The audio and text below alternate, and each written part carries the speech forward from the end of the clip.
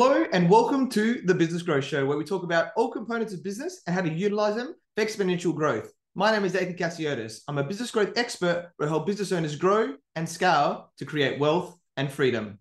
Today, I have an awesome guest. His name is Anthony Faiz, and he is a holistic health practitioner and personal trainer since 2001. And he specialized in transformative Lean 7 program. And through evidence-based lifestyle interventions, Anthony has helped thousands achieve lasting health transformations, addressing hormone deficiencies, and empowering individuals to reclaim vitality. Welcome, Anthony Faiz, and thank you for being on my show.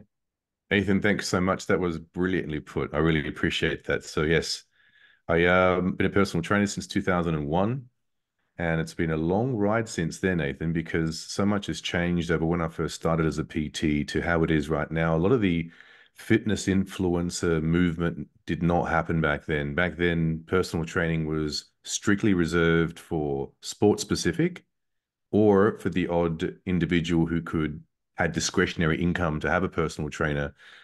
So was it celebrities, high net worth clients, high net worth people that had income, discretionary income, or sports specific? So I thought I want to get myself into personal training, but it was never for transformative weight loss as it is today. Back then, it was all sports specific. So I had marathon runners and sprinters. That's the athletes I worked with for the first 3 to 4 years.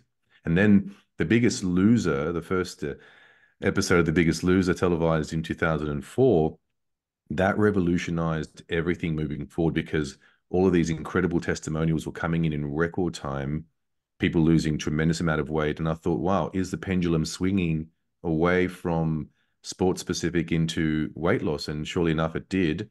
And I thought, I'm going to get myself out of sports specific and get straight into helping people lose body fat, recompose, improve their health. And that's where I went from 2004. Now, from 2004 to 2009, I messed it all up, Ethan. If you wanted a personal trainer who can give you a workout, but not guarantee you to get results, I was the guy to go to. I was a likable guy. My clients liked me. I gave them a good workout, bit of a laugh, maybe hang out with them after the gym. But as far as results came, I could not get results for my clients. And a lot of that came down to the fact that I thought exercise was the Mr. Fix-It. And so when I was training my clients, I wasn't just training them, I was inspired the way that the trainers on The Biggest Loser were training them. So I thought, if you throw enough mud on the wall, hopefully some of it is bound to stick. And clients never got results. They did not get results. They were frustrated because it is a results-based industry and you get hired to get results for clients. Like I say, if your car breaks down, you take it to a mechanic. If you have issues with your relationship, your wife or your marriage, you go and see a counselor, you might see a lawyer. Well, if you want to get yourself in shape, the last resort would be to get a personal trainer. And I was the last resort, but I could not get clients in shape. And so I was out of my depths when it came to weight loss. And that all changed in 2009. I moved to London and I got a job working as a personal trainer at the infamous Chelsea Harbour Club. And from there, I met a doctor, a very prominent doctor at the time. And one day I was at his practice doing some blood work for a patient, for one of my clients. And I said to him, I said, hey, man, I said, Jazz, his name was Jazz. I've been at this fat loss game for the last 5 years and I still haven't cracked the code. What does it take to help somebody drop body fat? He said one sentence, Ethan, and this was the sliding doors moment for me. He said, if you want to understand health, fat loss, longevity in the 21st century, you've got to understand the power of hormones. Now, I looked at him like a deer stunned in headlights, not knowing what he meant by that. And I said, Jazz, what do you mean by hormones, Jazz? He said, Anthony, don't you remember, hormones are these chemical messengers and they tell the body how to perform certain tasks. And I remember at the time, I was coming back. Got back from a holiday from Spain and I was quite tanned. And he's pointed at my tan and he said, did you know that tanning is governed hormonally? There are hormones that govern the tanning, that there are hormones that govern the tanning process, is what he said. I didn't know that.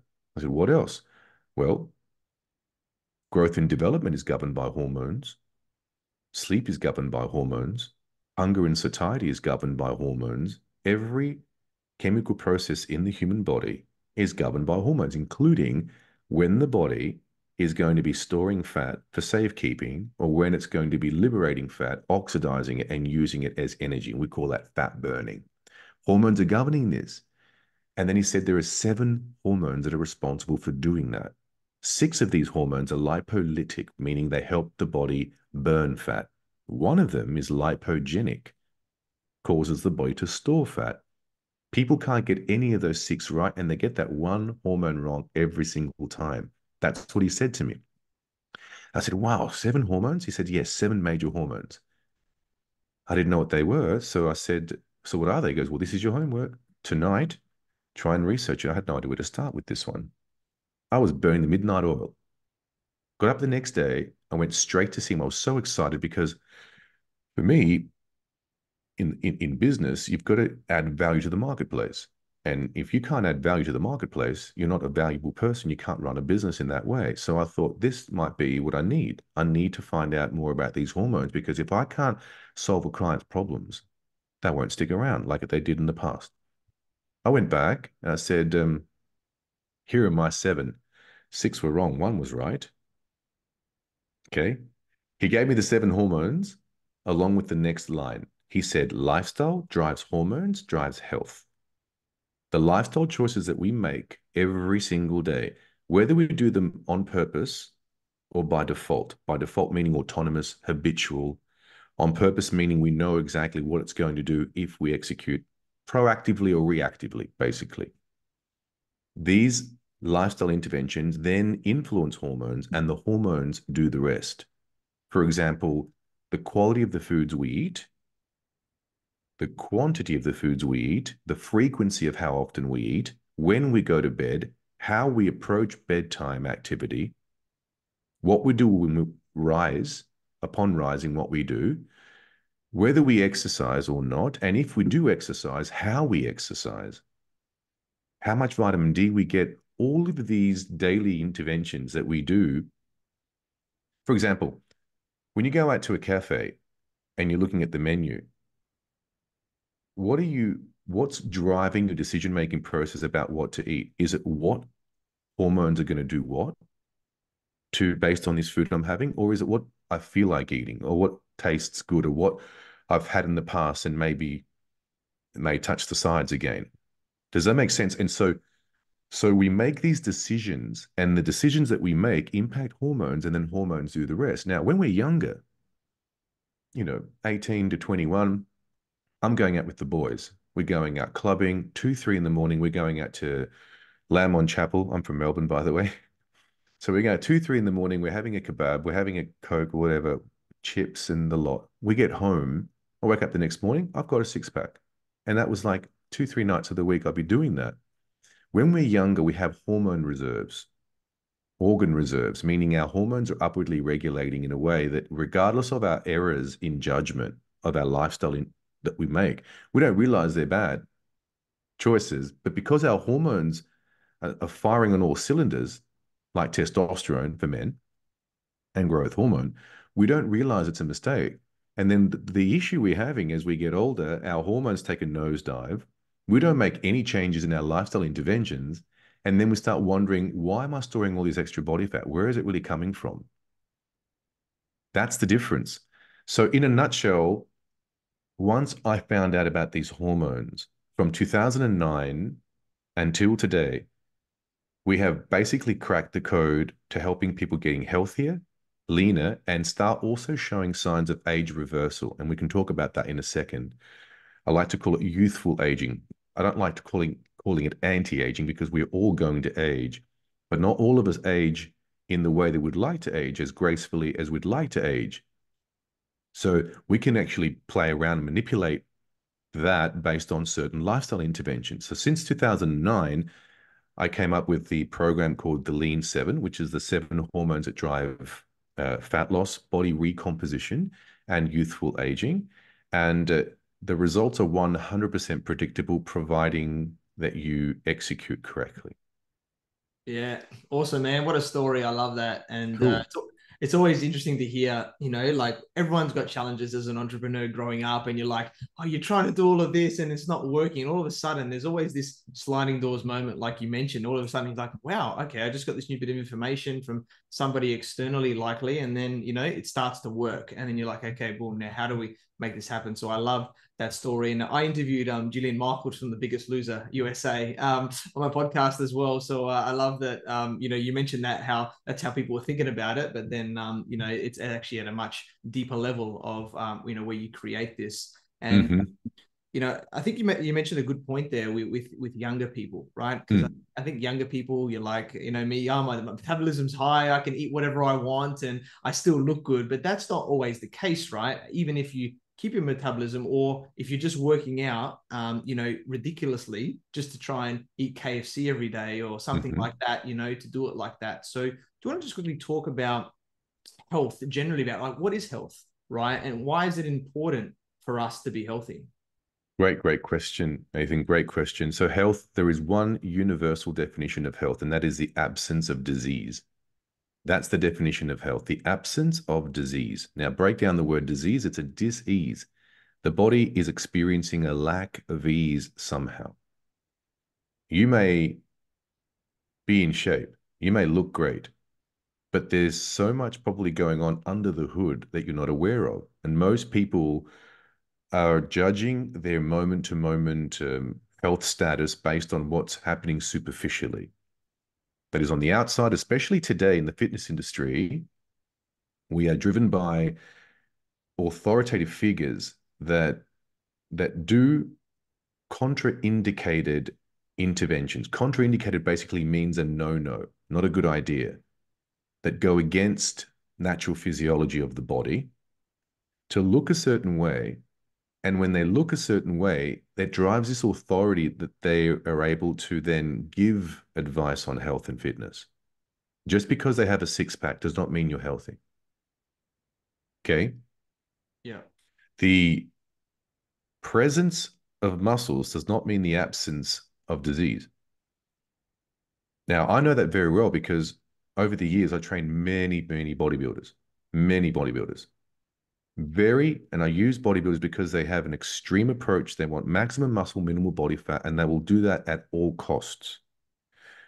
We call it when you look at a whole world through a straw, you tend to miss the bigger picture.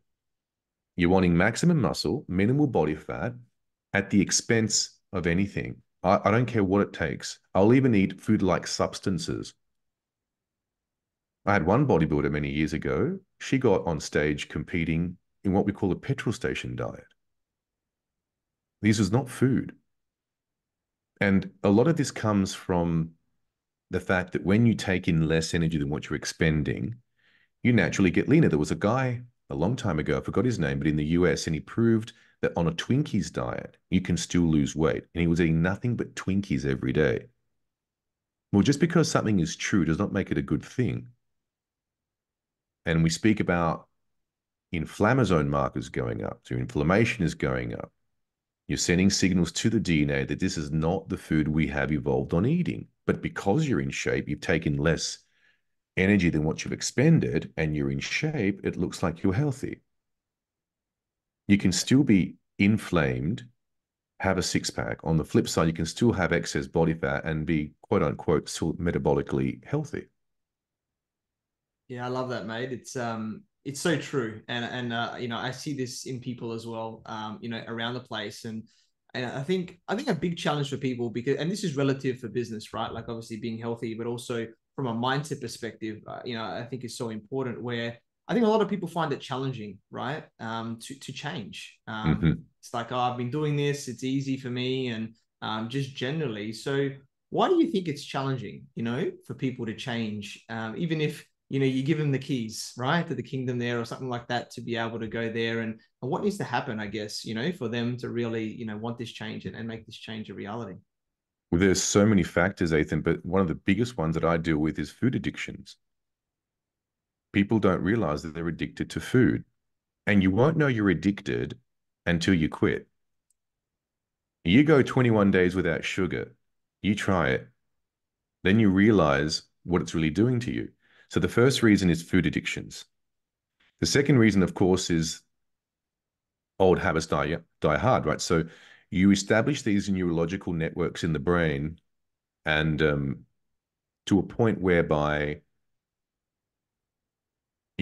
what you've been doing for so long is so habitual. You take a smoker, you take a drinker, but irrespective of what them knowing logically that it's causing them harm, they're so habituated to that that they can't stop, or they think they can't stop. Okay. Um, in Cypriot, my parents are Greek Cypriot, there is a saying, I'll try and translate it in English if I can. Learning and unlearning are very close. Το μάθημα και το ξημάθημα είναι κοντά. Learning something, adopting something as learning it, and unlearning it, they're very close. So that's the second thing. Number one, food addictions. Number two, habits. Number three, people have skewed expectations of what it really takes to get themselves healthy. They think they've got to be a slave to the gym. Nothing could be further from the truth. Yes, exercise is important, but you don't have to be in the gym every single day. Now, in order to feel well, it's important to fuel well. Fuel well to feel well. I deal with somebody who's 180 kilograms. I'm not bringing them into the gym. They're inflamed, they're depressed, and they're miserable. They need nutrition. They need nourishment. Their body is dying. It's begging for good nutrition. So early on, you feed them a species appropriate diet. Every animal on the planet has a species appropriate diet. For squirrels, it's nuts. For cows, it's grass. Human beings have a species appropriate diet. And we've had that for the last 4.5 million years of natural selection. So when you give the body what it needs, it starts to then feel better. And as it wants to feel better, then naturally someone will say to you, Anthony, I think I'm ready to exercise now. Do you suggest maybe walking to start with? I think I could walk. The guy couldn't walk. So that's three. There's a few other reasons, but the big one also is personal development. Personal development is massive, Ethan. In fact, in my business, it's health and wellness via personal development. Once you will not attract the kind of reality into your life, and you will not achieve the goal that you're trying to achieve until you grow into the person who can achieve that goal. In fact, one of my biggest things I tell clients is don't get in shape for the body, for the health, for the Insta followers. Don't do it for any other reason, but for what it will make of you to achieve it. Yeah, I love that. That's so powerful, mate. In what you shared, and I definitely resonate with a lot of that. From the addiction part, like I haven't had processed sugar for a long time, and like you said, you only feel it once you go off. It's like, oh wow, I haven't had caffeine for a long time, years, right? So now I know when my body is tired or not, because I'm not just pushing myself and having 5 cups of coffee or tea a day to just get through the day, right?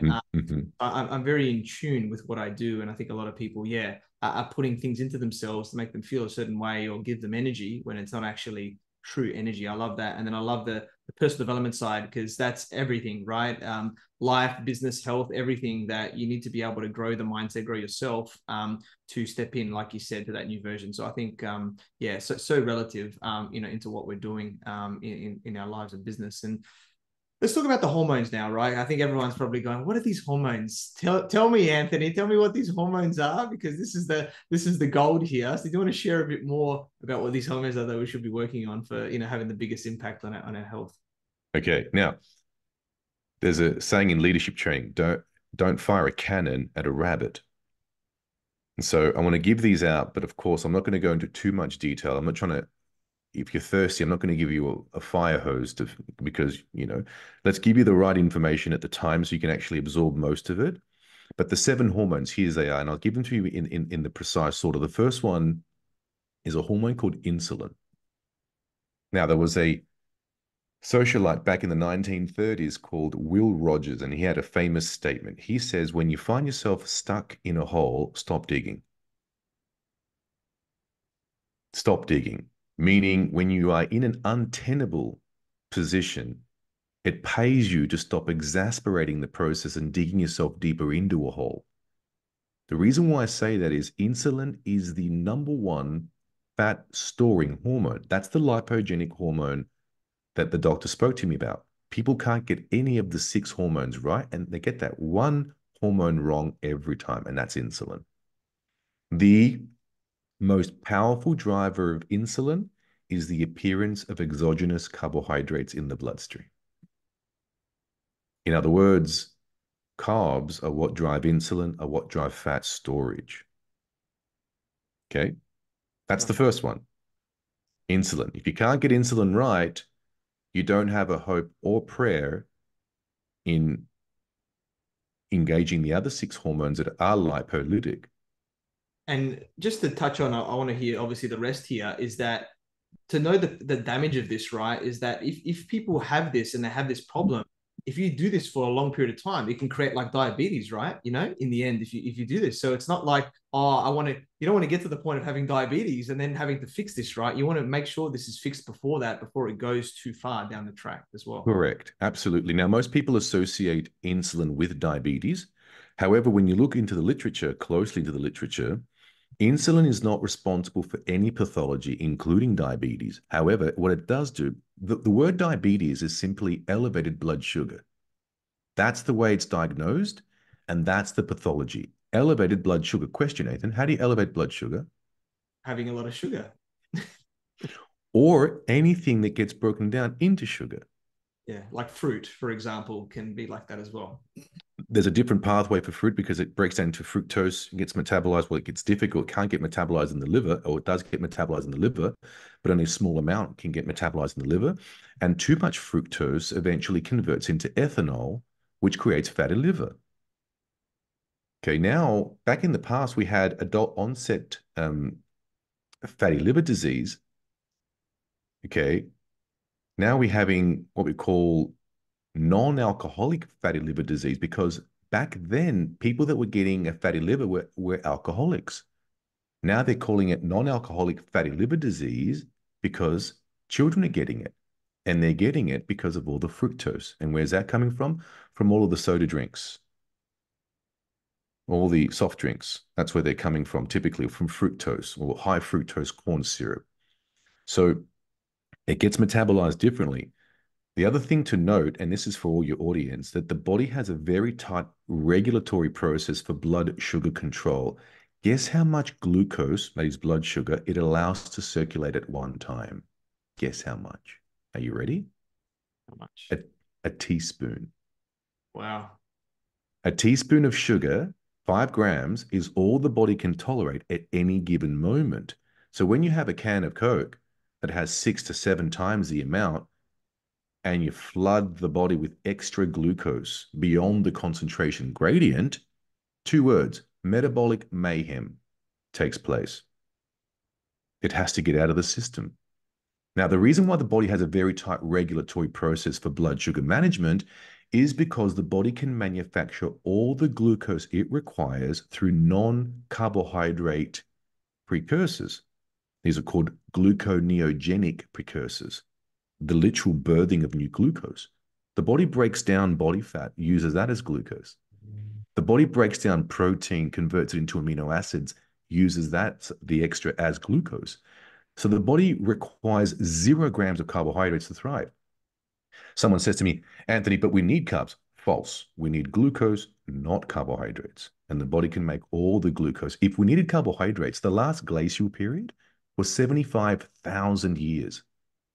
Had mankind required carbohydrates to not just survive, but to thrive through the ice ages, we would not have made it as a species today. Okay, through obligation, no plants grow on ice. We have the Nenets, we have the Inuits, we have how many other races that live with no carbohydrates? We have the Eskimos. So that's the first one, insulin. Okay, the first one's insulin.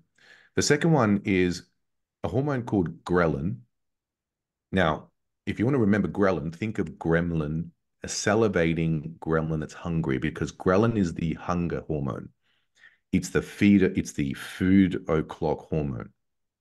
Whenever you're hungry and you're getting that stomach rumble, think of ghrelin.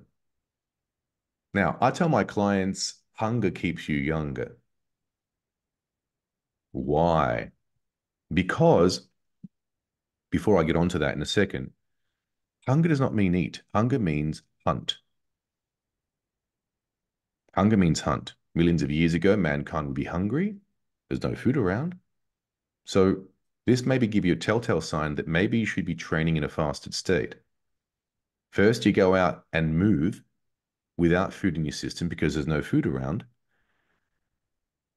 Exercise preceded nourishment, preceded, that came before. First, they moved to go and find game.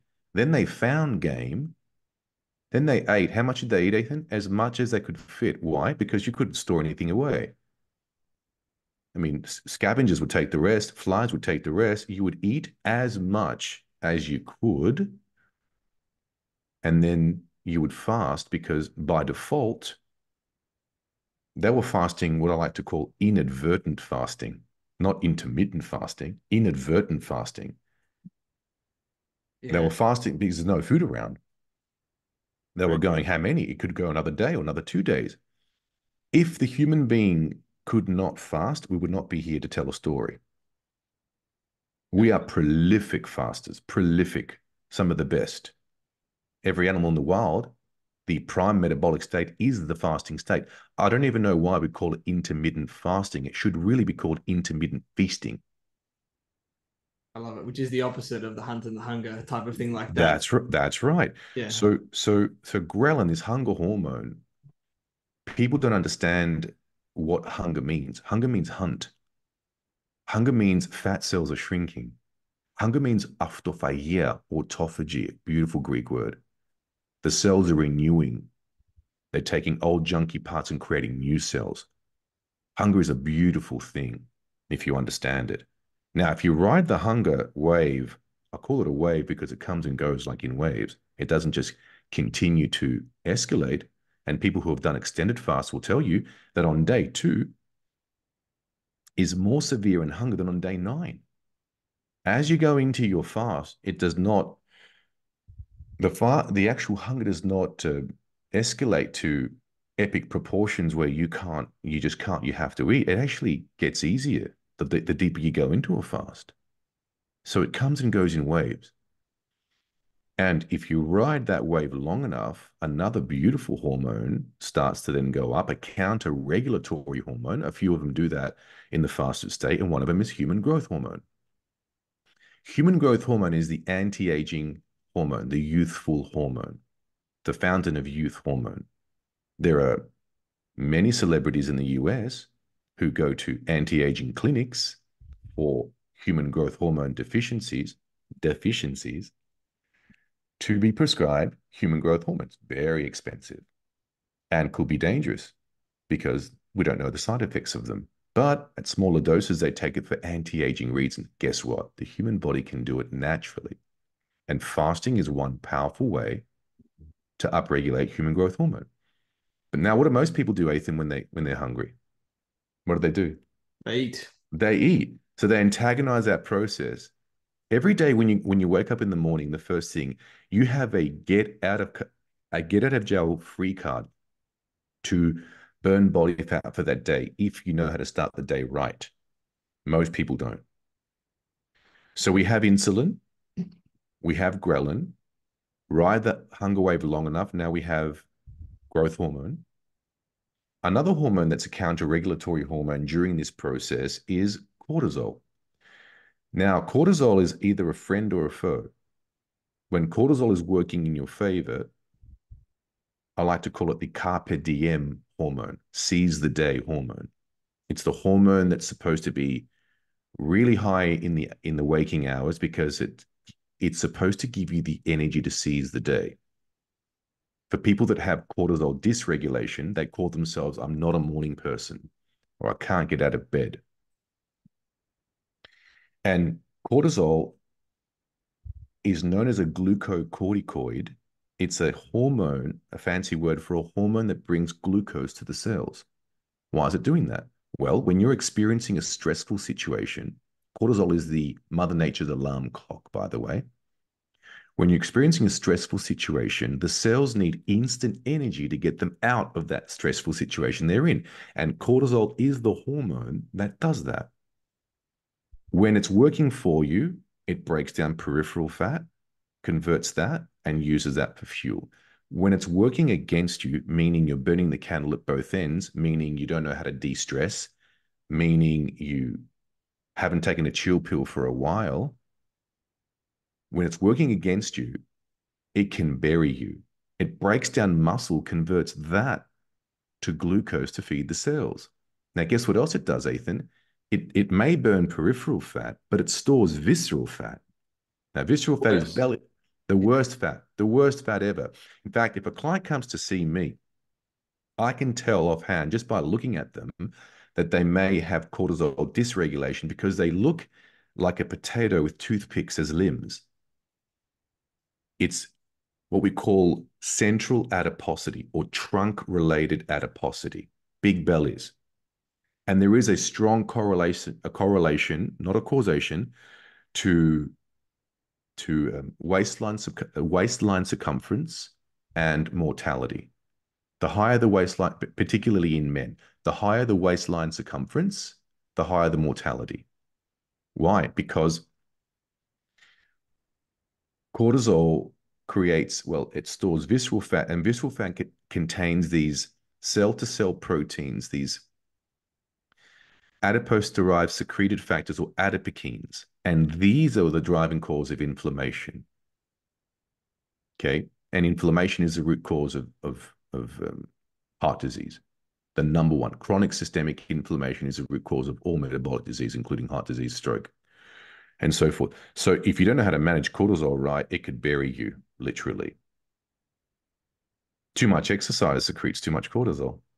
Sorry, not sorry. But the solution to your problem is your problem. That is, now you're doing too much exercise because we're throwing in every other stress that there is. Alcohol stress, relationship stress, financial stress, too much exercise stress, not enough getting to bed on time stress. So sleep deprivation is a stress. Food sensitivities, eating food-like substances is a stress. Sugar is a stress.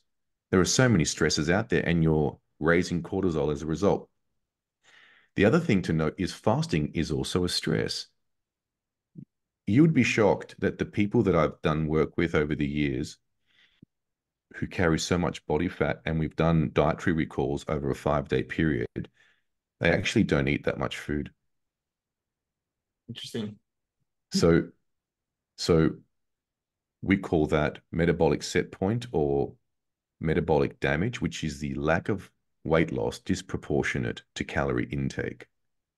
The reason why these people don't lose body fat is not because that they're overeating, but they're severely undereating. And when you're severely undereating, the metabolism is very, very basic. Give me less, I'll burn less. Simple. Give me less, I'll burn less. You give me less food for the sake of you trying to, doesn't know the difference between you starving it or making it lose weight. It just says, you give me less, I've got less. Let me just dial down the metabolism and I'm going to hold on to this fat because I'm not convinced energy is coming elsewhere. So I'm holding on to this fat, and you're wondering why you're not dropping body fat eating so little food. The other thing, you're fasting on top of that, and you have no business in the world to fast when you've been sabotaging your metabolism through crash dieting. Eating like a sparrow, crash dieting, sabotaging the metabolism, ramping up cortisol. Remember I said cortisol is a glucocorticoid, means it brings glucose to the cells. Well, if it brings glucose to the cells, guess which other hormone goes up? Insulin. Definitely. They're brothers from different mothers now. Now we've got you're spiking insulin, not because you've had carbohydrates, but because you've risen glucose through the rising cortisol. They're brothers from different mothers. Your listeners are going to probably play this back time and time again to really understand how to put the pieces together. But the body is a beautiful system. And when you get it working right, it's going to work with you or against you. When it works with you, every hormone, they thrive together. When it works against you, it's like a domino effect. One hormone impacts the other. So we've covered 4. insulin, ghrelin, growth hormone, cortisol. The next one, if you can't get cortisol right, guess what else you can't get right? Testosterone. That's the next one. Mm-hmm. The chief anabolic hormone that makes men men with their deep voices and hairy backs. Okay. You cannot build muscle mass without testosterone. Both men and women produce it in the amounts necessary. As we get older, especially after the age of 30, a male's testosterone drops by 1% per year. 1%. They say we get old too soon and wise too late. And one of the reasons we get old too soon is because testosterone starts to take a nosedive. In men, men don't really become men until they're beyond their 40s. And Napoleon Hill speaks about that in his book, how most of the studies he's done in Think and Grow Rich have been people haven't really struck their rate of success until beyond the age of 50. The challenge there is they're learning more about life, but testosterone is robbing them. So wouldn't it be great to have the level of testosterone when we were 21, but the wisdom of when we're 45 and 50 and beyond? And we can do that. That's the problem. We start getting old too soon and wise too late. I like people to get old too late and wise too soon by knowing how to manage testosterone. Both testosterone and cortisol, the body uses the same building materials to construct them. Imagine a seesaw, and you've got the building materials, you've got cortisol on one side, you've got testosterone on the other side. When you're burning the candle at both ends, when the body is squandering the limited building materials in favor of producing cortisol and not enough testosterone. Now you've got too much cortisol, not enough testosterone. One way to get testosterone levels up is to learn stress management. Interesting. By not wasting all these extra materials to produce cortisol. It is the only hormone, by the way, cortisol, that continues to escalate as we get older. Testosterone, progesterone, estrogen, DHEA, all these hormones, these beautiful hormones, growth hormone, they're responsible for keeping us young and youthful. They take a nosedive. So we have managing cortisol through other interventions as well to help restore testosterone levels. Now, a lot of these men these days, there are a lot of TRT clinics around, testosterone replacement therapy clinics. And I'm okay with that, providing that they have gone through the first lifestyle interventions to restore the body. Because if you're not exercising well, if you're not eating the right foods, getting to bed on time, getting enough sunshine, doing all the things necessary, you don't know why your body's producing less testosterone. And if you can restore that, and if that's been your problem the whole time, and now we introduce testosterone, maybe it may not help you if you don't change your lifestyle. So the first rule of thumb would be to work around natural remedies to see if you can restore and how you look and feel about yourself. And if that still isn't enough and you're still doing and you're maximizing everything possible, then you can have a look down and speak to your doctor and see what you can do. Because testosterone is such an important hormone to get right, for men in particular. Okay, it's not about taking too much, because too much is just as detrimental as too little. Prostate cancer, what's one common factor we have with prostate cancer? Well, it actually affects older people. What's one commonality old people have? Low testosterone. Interesting. Okay, And can normal doctors like look at this level? If you go like for a blood test, you just have to say it specifically, and then they can do it. You want the problem with it is you need to find the right doctor, and the right doctor asks the right questions, because such a heavily regulated. I mean, if everybody was, think about it, if everyone was on testosterone, they would be, number one, critical thinkers. Number two, they will not take any crap from anybody. Okay, so I don't want to get too deep into all the conspiracy stuff, but hey, it's a heavily and I trained 6 doctors. I trained 6 of them, so I know. Okay, problem with it, the wrong doctor will look at the levels. They'll say, okay, the lowest end, and it's a massive spectrum, Ethan. Like it's 250 or 200 at the low, and 1100 at the high at the upper normal. If you're experiencing hypogonadal symptoms, that is symptoms of low testosterone, and you got excess belly fat, you can't put muscle mass on, is that you're depressed and you're miserable. You got no libido. You don't want to exercise. You losing hair is another one. Losing body hair and so forth. Dexterity of the muscle fibers, bone density, all the beautiful things that testosterone brings. If you're experiencing tiredness, the 3 o'clock drop, can't recover from workouts, just Google symptoms of low testosterone. If you're having any of those and you go and see your doctor, the wrong doctor will just do a blood work on you and say, but you're at 300. Oh, okay. But because I'm in the limits, you're not going to question anything else? Can't prescribe you that. The right doctor questions symptoms, not numbers. They'll say, how do you feel? How do you feel? This is how I feel. How do you want to feel? And then they would, down the path, they would prescribe you testosterone. And then again, based on your symptoms, how you're feeling, will determine the numbers. It's not, you don't create a number and expect them to feel a certain way based on that number. 250, or you're within the ranges, you should be okay. No, I'm not okay. And this is why I say to feel well, you have to fuel well. A lot of guys, I've had clients who haven't had the energy to go out and exercise because they've had low testosterone, but they want to. They just can't.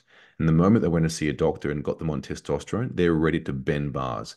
In fact, I've got one doctor in his 70s who's been on testosterone replacement therapy since his 50s. And he's been speaking to the most successful people he's trained and as in like consulted with, got on testosterone and their businesses went through the roof, because the vigor is up. The vigor goes up. Your willingness to go out and penetrate the marketplace goes up. There's so much that changes when you have hormones optimizing. Love it. So, okay. So that's testosterone. Then the last two is norepinephrine and epinephrine. These are all catecholamines. These are stressors, of course, very similar to cortisol. I'll use the analogy, but did you remember of a drug, a weight loss drug called Duramine? Yes. It's basically speed. It's methamphetamines. Okay. So a druggie, or like one common, you see like people that take methamphetamine or speed or whatever it might be, one commonality they have is they're very lean, like they're just ripped. They look like Skeletor, from He-Man. And because they're constantly driving epinephrine and norepinephrine, that's what it does. Well, guess what? The body does it naturally through exercise, man. Exercise stimulates noradrenaline and adrenaline. Guess what else does it? Cold showers do that. Cold showers do it. Guess what else does it? Fasting does that. So we can elevate these beautiful hormones without having to go down that path. And that's those. And then finally is leptin. Leptin comes again. Sorry, I don't want to sound like the guy from My Big Fat Greek Wedding, but it's another Greek word, comes from leptos. Okay. Thin. It's found in fat cells. It's produced in fat cells. It's the hormone that tells the brain when to stop eating. I think it's a very important hormone. Here's the problem. When you produce too much body fat, you produce too much leptin. Now, we had a saying as PTs, FAS, fat and starving syndrome, FASS, fat and starving syndrome. Somebody who's carrying a lot of body fat should not say the words, I'm starving. But because they've got so much body fat, they produce so much leptin. Remember, a hormone cannot enter the cell. A hormone is the key. The cell is the keyhole. A hormone binds to the receptor of the cell in a lock and key mechanism, unlocks the cell door and communicates. So if leptin is the key, the receptor in the brain is the keyhole. Leptin is supposed to tell the brain when to stop eating because it's full. But when you're producing too much body fat, you have too much leptin. Therefore, you have too many keys trying to unlock one lock, and they downregulate the lock, and you don't know when to stop eating. That's why we call it fat and starving. I also trained another guy who was involved. He had a confectionery company, big, really wealthy guy. And one day we got on the subject of leptin, and he's looking at me wondering, oh, this guy's onto something. What do you know about leptin? I said, what would you like? Why would you ask me that? He goes to me, you know something about leptin, don't you? I said, I know it runs your business. He goes, what? He's acting dumb. I know the leptin is your repeat business. Tell me more. Well, sugar inflames the brain receptors, and leptin cannot communicate with the brain to let it know when it's finished eating, so it continues to crave sugar.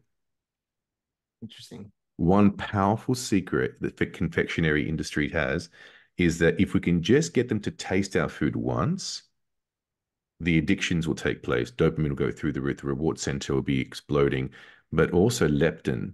Sugar will negate the leptin signal, and then it cannot tell the brain when to stop eating, and you want more, and the next one, the next one, the next one. Wow. Interesting, hey? Very interesting. I All love right. that, mate. Now that's the 7 hormones. I didn't want to take it all the way, but that is basically what the hormones are. We explain them in greater detail. In fact, in the course, there's a module a week because there's just so much info. You want to just take it up at a time and then digest it, listen to it once, twice, to drip feed it over a 10-week period so you can fully grasp the idea behind it. Okay, but that's it. Lifestyle drives hormones, and hormones drive the state of your health. Yeah. Yeah, awesome, man. I love it. You've definitely given us a short crash course as much as possible in the time that we had today, but I loved it with everything like that and the little nuances there. I guess a couple quick last questions before we wrap up. Yes. Supplements, right? I think this Mm-hmm. is an important one here. And my view on supplements, and I'd love to hear your view from your Mm-hmm. experience, is I've only taken supplements to counteract something, right? So Mm-hmm. I used to get muscle cramps a lot when I was 18, so I took magnesium. So I Mm-hmm. relieve that. I take curcumin, which Mm-hmm. comes from turmeric to reduce inflammation, as we Mm-hmm. talk about as a thing in the body, and etc. Right, where I take it not just a multivitamin. There, we talked about testosterone as an example, another way of supplementing, right, of having that therapy when you have it. So apart from eating well, if there are certain deficiencies, what are your thoughts, around supplementing, whether it's, like capsules or other ways, for the body as well? Yeah, great question. And it's a supplement, not a substitute. So we're supplementing it. Some of my big ones will be vitamin D3 with K2. So clearly over the winter or places on the planet where there's not much sunshine, then definitely vitamin D would be a big one. Magnesium, of course, because it's a very scarce mineral. It's the stress antidote, and there's only so much we can produce in diet. And if your red blood cell counts are low in vitamin D, in magnesium, then I definitely recommend magnesium as well. So supplements have a place, but also let's be clear here. If we required supplements to thrive, we wouldn't be here today. I want to give your viewers a bit of an analogy to sort of understand how brief in history we've been eating this way. So if the entire human existence, which goes about 4.5 million years ago, till today. It's a long time. The first of our human ancestors was the Australopithecus afarensis. Okay, part ape, part human, 4.5 million years. Until today, if the entire human existence represented a 24-hour clock, how we have been eating since the agricultural revolution of 12,000 years ago would occupy 30 seconds of time. Oh. Okay, so if we've evolved for so many years in the absence of them through natural selection pressures, and positive and negative, positive selection pressures means if something was exposed to the DNA that was advantageous, it would be selected for the DNA and used. Basically, the theory of Darwinism. And if it was contraindicated, if it was negative, it would be knocked out of the genome. Now, throughout evolution, especially our speciation, the Homo sapiens sapien, has been going for 350,000 years until today. The first supplement was introduced in the 1900s. 12,000 years ago, the agricultural revolution. Prior to that, we were hunter-gatherers. So if we needed, we don't require them. They're not absolute. We don't require them. But if there are ways, if it's the difference between you raising a deficiency, like vitamin D is a big one. Vitamin D, every cell in the human body has a vitamin D receptor, Ethan, which means that every disease known to mankind is linked with vitamin D deficiency. There's a chiropractic saying that says Mother Nature requires no assistance, only no interference. It's a chiropractic saying, meaning a good health practitioner learns to eliminate the barriers to allow the body to heal itself.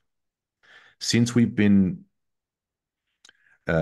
insulating our homes during the introduction of electricity, we stop grounding our feet, grounding ourselves to the earth. The earth has so many healing properties. The three insulators are rubber, plastic, and wood. What's under your soles right now? It's the same thing. So I say that also because we go from box to box every day. We go have a box of a home, we drive in a box of a car to a box of an office, and we don't get anywhere near enough vitamin D. So our natural ways have actually disconnected us from Mother Nature, and we then need supplements to. Had none of this were around, we'd be outdoors getting enough vitamin D. We would not be on our phones at nighttime when we should be sleeping. Once the sun goes down, it's nothing to do. Light up a campfire, and that's about it. I'm coming around to all of this and said the supplements are okay, but especially if you have a whatever that balanced diet is supposed to be, but if you're eating the foods you're designed to eat and then you're still deficient, I'm a strong believer in supplements. Yeah. Okay. I loved hearing that. Yeah. Mm. From your perspective, which is important, right? It comes down to the diet first, but then, mixing up with those other things when needed to get that full balance of, of those hormones and everything else that's linked to them. So I love that. And yeah, so much knowledge and everything that's been shared today, mate. And I guess as we're starting to wrap up here today, what one key piece of advice would you like to give to all the entrepreneurs watching and listening? Yeah. The key, the piece of advice I'd like to offer people is just because no news doesn't always mean good news. Just because disaster hasn't struck you does not mean disaster isn't coming. There's success and there's failure. This is straight from Jim Rohn. I'm a straight A student of Jim Rohn. I love his teachings. He's one of my biggest heroes. He defined failure as a few errors in judgment repeated every day. That's the definition of failure. A few errors in judgment repeated every day. Now, should have gone, the apple chose the Hershey bar. We call that an error in judgment. Should have gone one, chose the other. Why do we continue to perform errors in judgment every day for 10 years, 20 years? The answer is because disaster doesn't fall on us at the end of the first day. That's why we do it. But if every bite of a chocolate bar created an anaphylactic reaction, you would think twice about that chocolate bar. But because no news is good news, you think it's okay. Don't pursue wealth at the expense of health, my friend. I've trained the people like that. Don't pursue your wealth at the expense of health. First 50 years, you're chasing money. Second 50 years, you're chasing time. Good luck. Good luck getting quality time second 50 years. Who said the second 50 years is going to be sunshine and rainbows as it was the first 50 years? If you're creating collateral damage along the way, if you're pursuing wealth at the expense of your health, we've got a problem. You're going to get there. You're going to get all this money and very little time to spend it. Because if I have any of your viewers right now, $10 million, but you wouldn't wake up tomorrow, you would not take the 10 million. Clearly, time is more important than money. And to have time, you need health. To have time, you need health, quality health. So that's the definition of failure. A few errors in judgment repeated every day. Then what's success? A few simple disciplines practiced every day. That's success. Yeah. You say to yourself after dinner, I'll take a 10-minute walk down the street around the block, and you do it every night. That's a few simple disciplines practiced every day.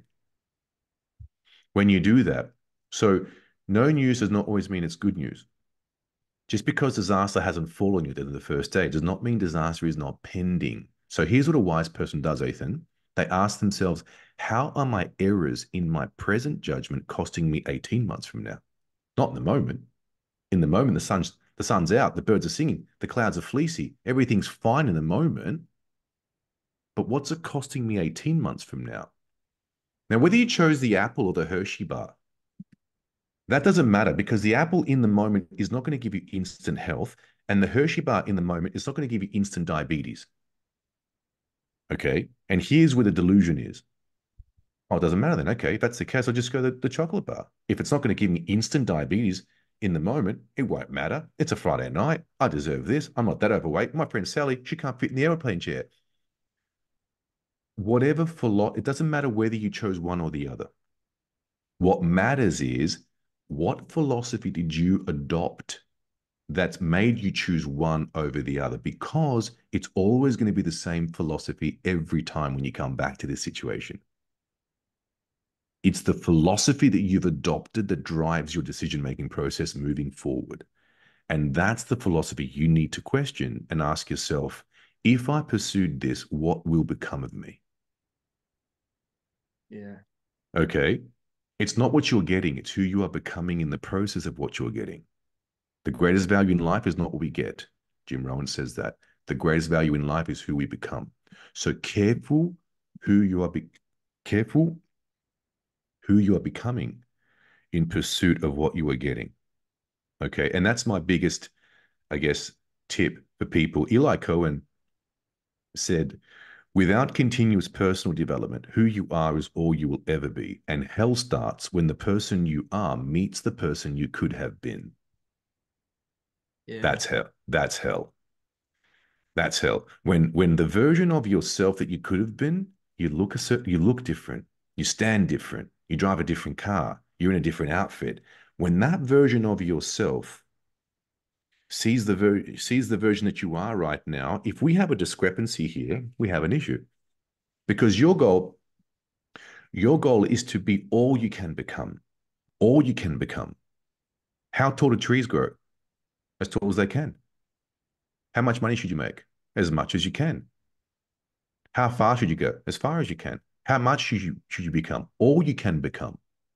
All you can become. That's the goal of life. There is no greater hell than unfulfilled potential. So that's the final message for today is to don't leave this place with the music inside you. Get it all out. Don't leave any stone unturned. Get the job done.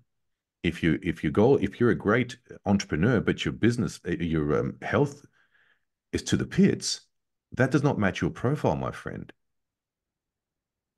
Okay. So you want to be in all areas of your life. And the 6 areas that my life, and I'll break them down to you in no particular order, they're all equal. There is a spiritual component.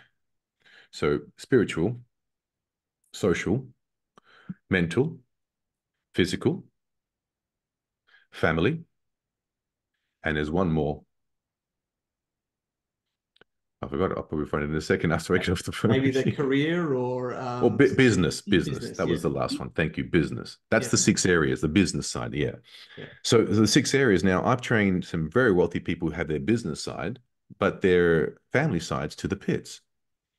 And I've trained some very spiritual people, but then another side's lacking. And then I've trained some people that are really into their social side and their health side's lacking. So you want to kind of have the 6 areas of equal value, of equal balance. And once you've done that, I think that would be as much as you can to a fulfilled life in all 6 areas of your life, Yeah. Yeah. Awesome, mate. I love that. Prevention better than cure. Step into that person of, who you're becoming and being that person. And then, get that balance in life, with health being a key driver, because without the health, a lot of other areas can fall down, including the business as well. So love that, mate. So powerful of what you've shared with us today. And we connected. Thank you. Through our network. So I learned about your awesome journey from, being a personal trainer since 2001 to now being, a holistic health practitioner, who specializes in and transformatively in 7 program. Awesome guy, so knowledgeable, and what you've shared with us today. I'm sure there's so much more, and I'm sure you continue to help people, to achieve lasting health transformations, address their hormone deficiencies, and reclaim their vitality. I'm very grateful that we connected. I look forward to working with you. So, Anthony, how can people find you and get in contact with you? The best way to get in contact is through the website, lean7, as in seven.com.au. Go to the website and you'll scroll through the testimonials And then once you've done that, just book a call. You book a call through a Calendly link, and then we'll catch up. We'll have a bit of a chat in a similar situation as this, find out a bit more about your goals and what you're ready to achieve. And we just got to work together doing it that way. That's that way. We also have our socials, which is the Lean 7 on Instagram, and also the Lean 7 Facebook page as well. So that's it. And yeah, looking forward to helping as many people, get them healthy, get them lean, and help them slow down the aging process, and at least looking the best version of themselves at any given age. That's the goal. Awesome. Definitely check out Anthony, the Lean 7 website, the Lean 7 on socials as well, to go to the next level if you're wanting to really transform your health and take it to that next level. It's been a pleasure interviewing you, mate, and thank you for being on my show. Thank you so much.